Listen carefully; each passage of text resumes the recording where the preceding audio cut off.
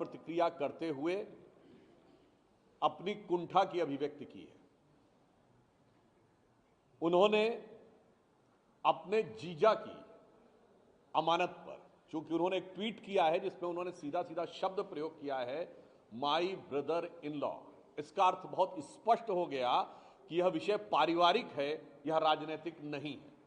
यानी अपने जीजा की अमानत को, भ्रष्टाचार से बनाई हुई अमानत को बचाने के लिए वो साले जी जो जमानत पे हैं आज आकर खड़े हो गए। उधर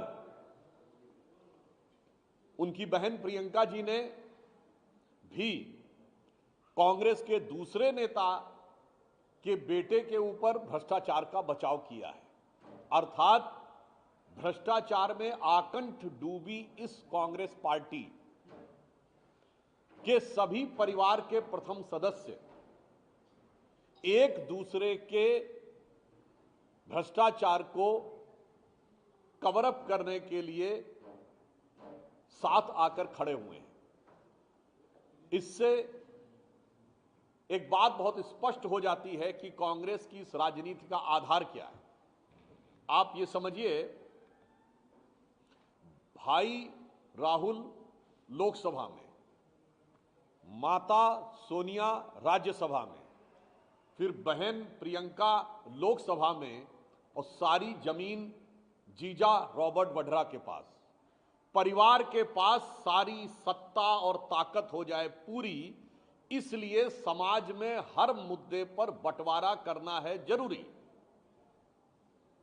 यानी सारी शक्ति, सारी की सारी पावर और सारा का सारा पैसा, राजनीति की जमीन हो या ना हो, किसानों की जमीन तो मेरे पास होनी चाहिए, राजनीतिक ताकत हो या ना हो, भ्रष्टाचार के धन की ताकत मेरे पास होनी चाहिए। और इसके लिए भारत के समाज को अगर क्षेत्र में बांटना है, उत्तर दक्षिण में, तो वो बांटना जरूरी है, भाषा में बांटना है तो वो बांटना जरूरी है, और जातियों में बांटना है तो वो बांटना जरूरी है। अतः हम भ्रष्टाचार में आकंठ डूबे कांग्रेस के प्रथम परिवार से पूछना चाहते हैं कि यदि आपका पारिवारिक मामला था तो इस पर राजनीतिक आरोप आप क्यों लगा रहे हैं? बहुत स्पष्ट है।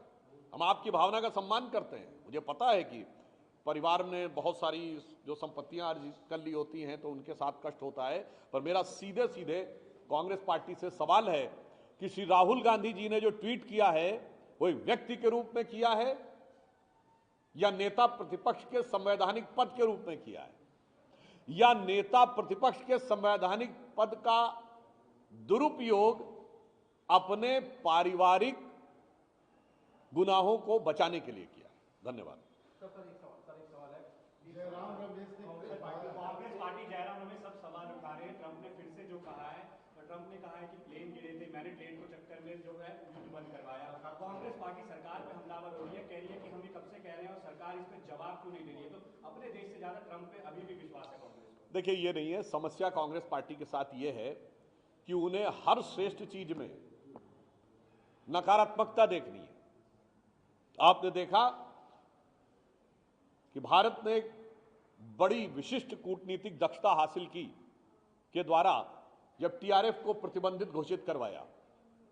आज चाइना ने भी उस मुद्दे के ऊपर आलोचना कर दी है, आतंकी हमले की।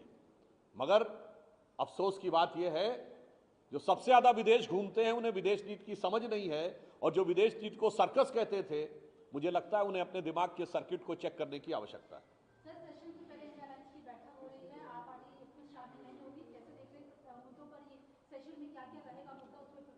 अभी तो संसद का सत्र 2 दिन दूर है, तो अभी जिसे कहते हैं ना कि पूर्व संध्या है, और उसी में इंडी गठबंधन के अंदर तकरार और बिखराव दिखाई पड़ रहा है। आम आदमी पार्टी ने कह दिया है कि वह इंडी गठबंधन से अलग है। तो हम तो यह अपेक्षा करते हैं कि एक सकारात्मक दृष्टि से इस संसद के सत्र का प्रभावी और उपयोगी प्रयोग विपक्ष के द्वारा किया जाए, परंतु इंडी गठबंधन के अंदर जो कुछ हो रहा है संसद सत्र की पूर्व संध्या पे, उसे देख के तो मुझे बस ये नजर आता है कि जब रात है इतनी मत वाली तो सुबह का आलम क्या होगा, ये देखने में पता चलेगा जब संसद का सत्र शुरू होगा।